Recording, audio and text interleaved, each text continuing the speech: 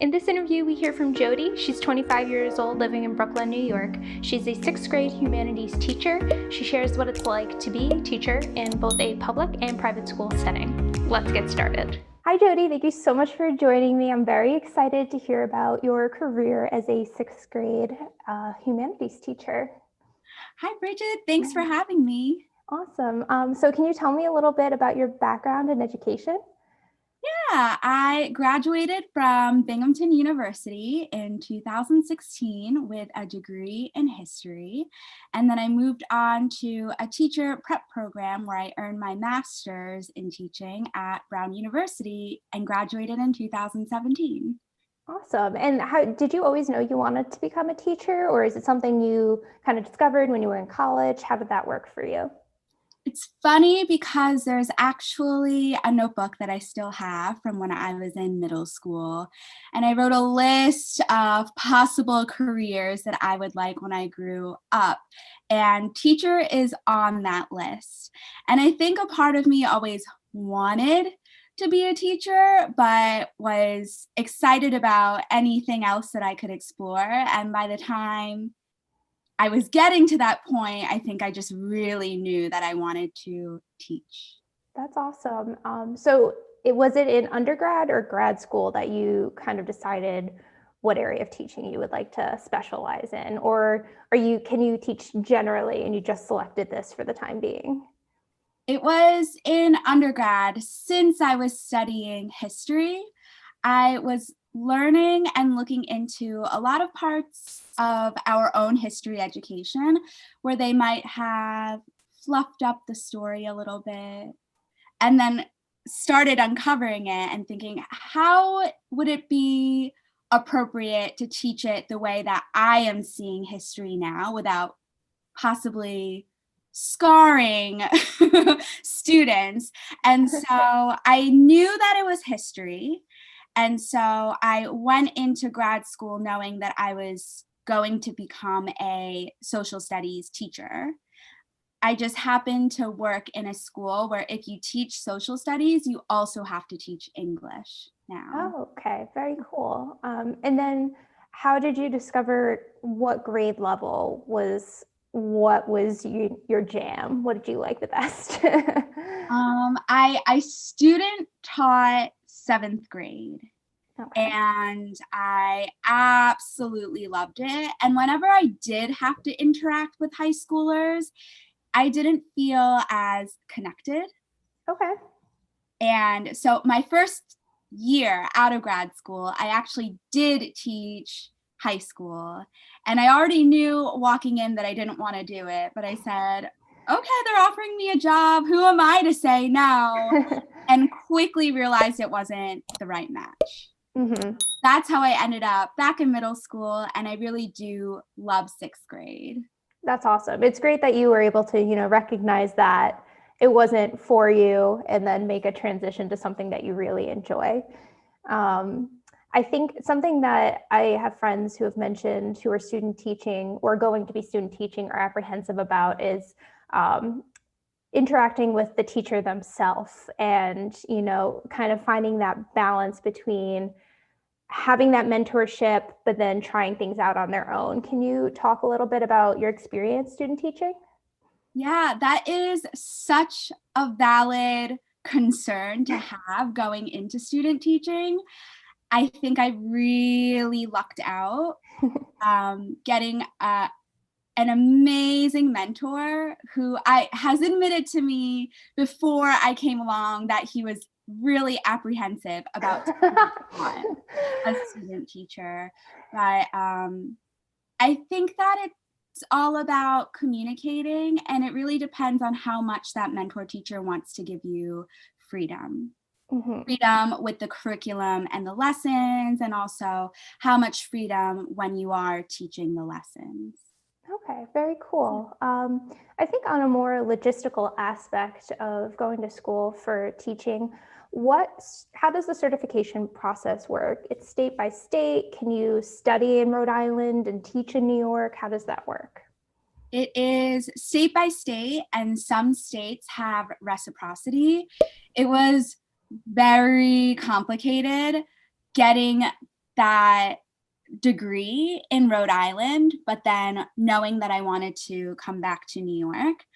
And so my head professor had to set me up with another professor that she knew in New York to walk me through the teacher certification process. It's a few tests, which isn't as difficult because it's pretty similar to the tests that you would take in any other state.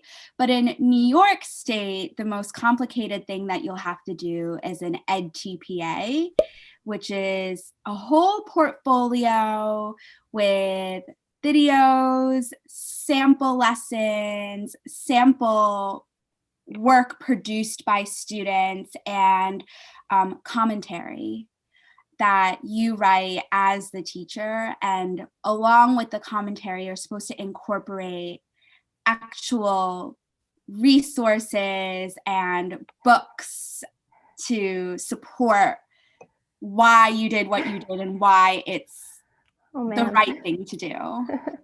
That's a lot. Yeah, but I'm assuming you were successful at it.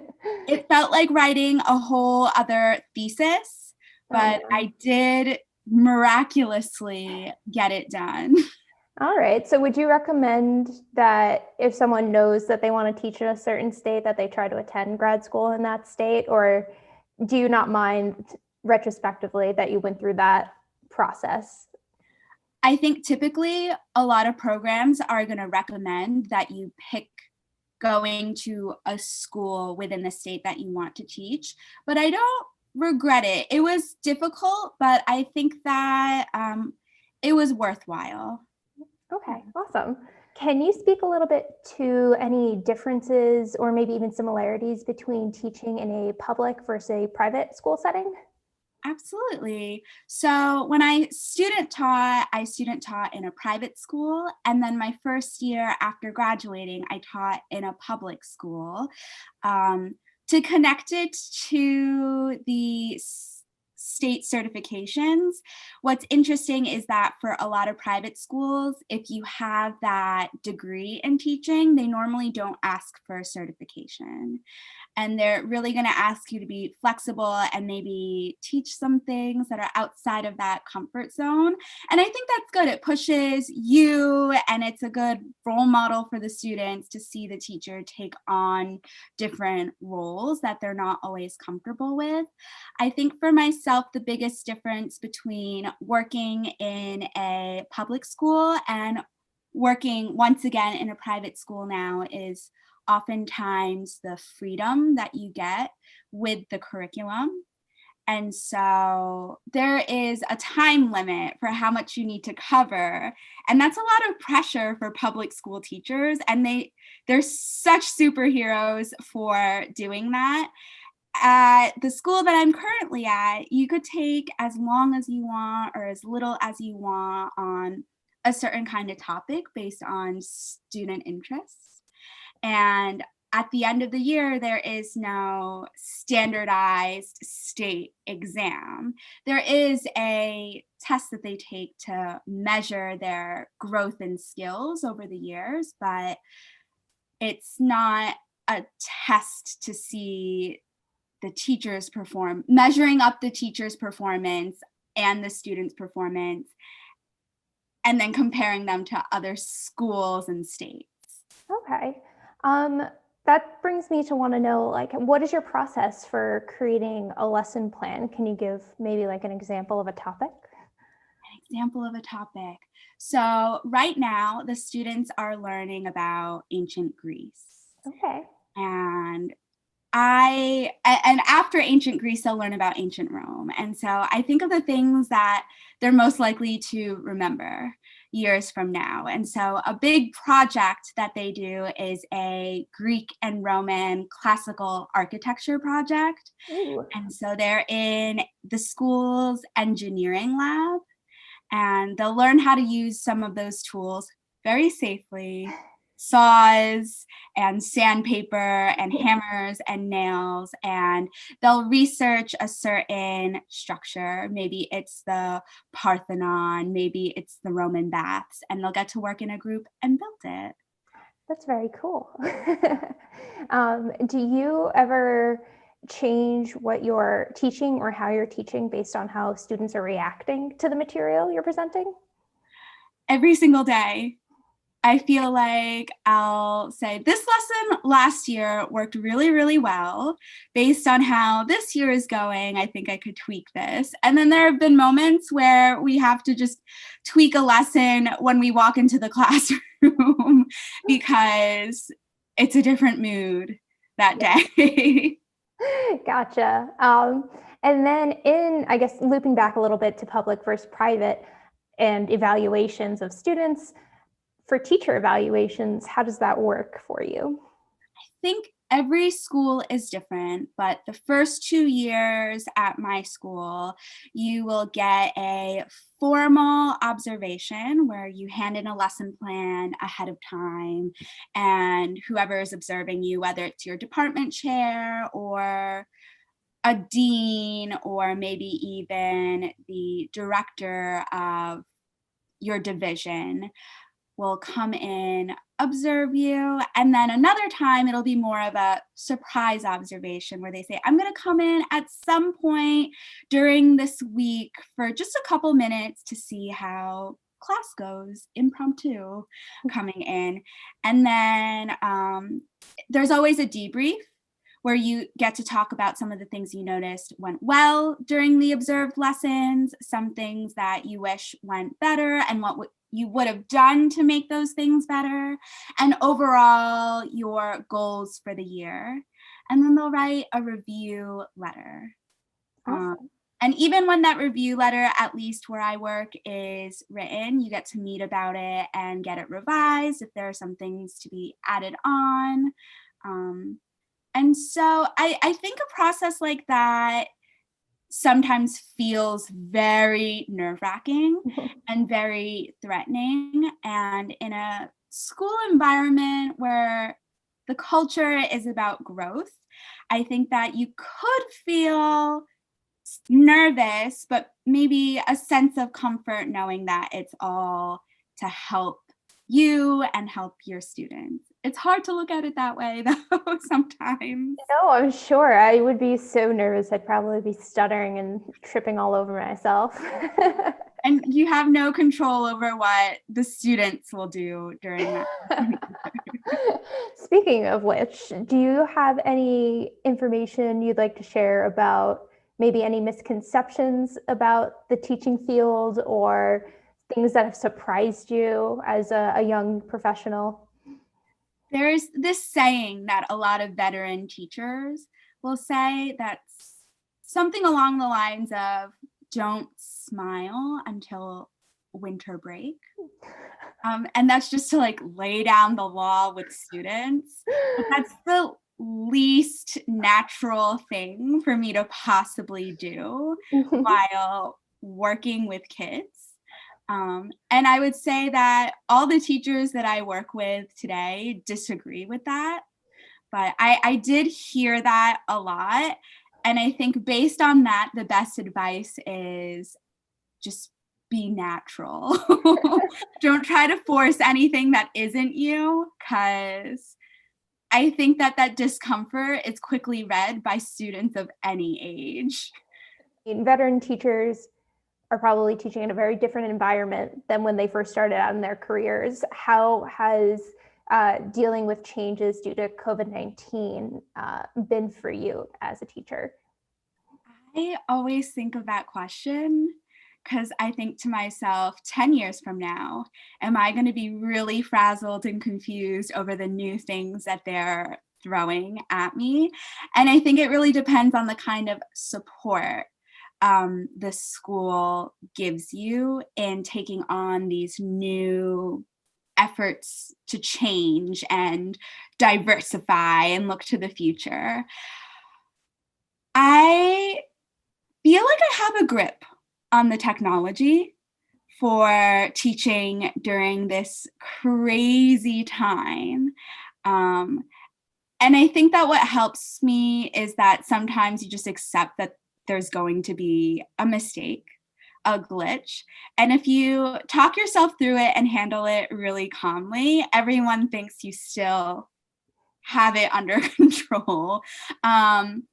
Zoom is something that I think we've all learned to manage. And at the same time, I think schools right now are throwing all these new tools and programs to help you teach virtually. I think that what really helps me is having an amazing teaching partner who's like, I have no idea what we're doing, but since the school is asking us to try this program, let's just build a lesson using it and see how it goes.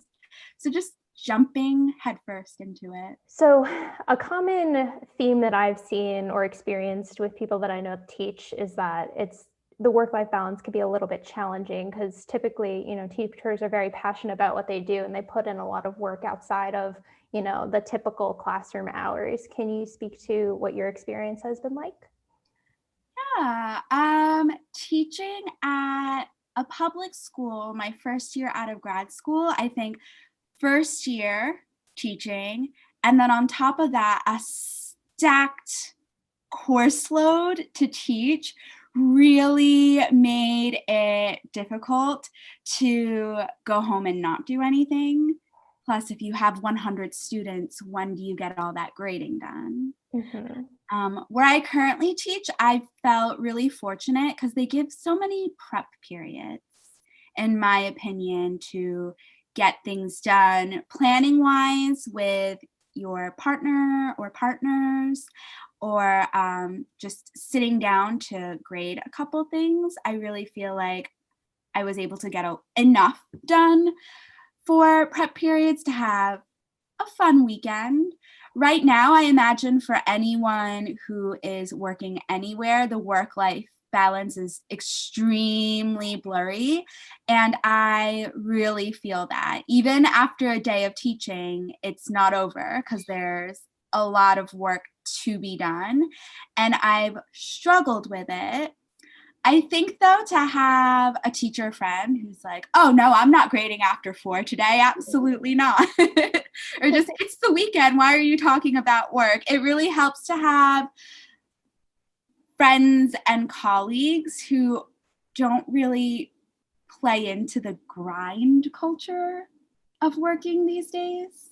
Because there are teachers who will say, if you're not putting in the extra work, it's not good enough. And I get that too. Sometimes you just have to put in that time. But I think having a nice support team is wonderful. That's awesome. How do you feel at the end of the day? Because I feel like teaching from the outside looking in, you are performing. And to me, I would imagine that's exhausting. But you tell me. At the end of a day, it's kind of like you have to breathe. The kids have walked out of the building. You can go to the bathroom. You can eat a snack without having to stuff your face. And these days, it's even more of a relief. I am teaching in person for half the week. And once the kids are out of the building, I am so relieved. And what's crazy is you also have probably an inbox full of 15 emails to look at. And so what I'll try to do is look at them while I'm in school and then rush out. I think the only aspect of the dynamic of being a teacher and interacting, we've talked about interacting with students and mentors and potentially evaluators. What is it like interacting with students' parents, and how do those interactions happen? When I taught in a public high school, it's a different age group. And so not as many parents were interested in showing up to something like parent-teacher conferences or quick to respond to emails.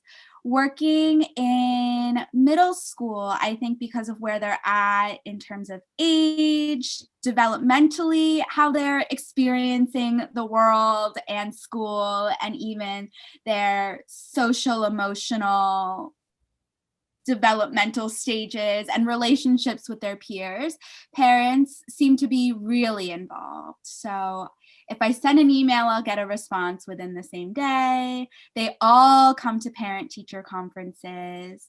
And I think especially in an independent school where students are attending a place where their parents pay a lot of money for them to be there, there is a great deal of care towards how they're performing. We say not to care too much about grades and numbers. It's all about growth. And at the same time, I think anyone would be shocked by a bad grade, especially if they thought that their student or their child was working really hard. And so I know that it's challenging, not for myself, just for myself, but for other teachers. We just try to take a positive twist on everything. Yeah. So a missed assignment, I'll send an email and I'll say, I'm not trying to demand work, but I'm seeing what we could do to help them get their work done when we send work with them. And that seems to be better than just asking, where's their work? That's awesome. Okay, very cool. Because I personally probably would be like a little apprehensive to tell parents who like are also probably working, like, hey, also do this, please. Right. Like, check your kid's planner. Yeah. I feel like it would be upsetting to hear on that end as well. Yeah. Are there any resources as a teacher or as someone who's studying to become a teacher can listen to maybe a podcast or an email newsletter or website or any kind of teachers helping teacher resources? Responsive Classroom.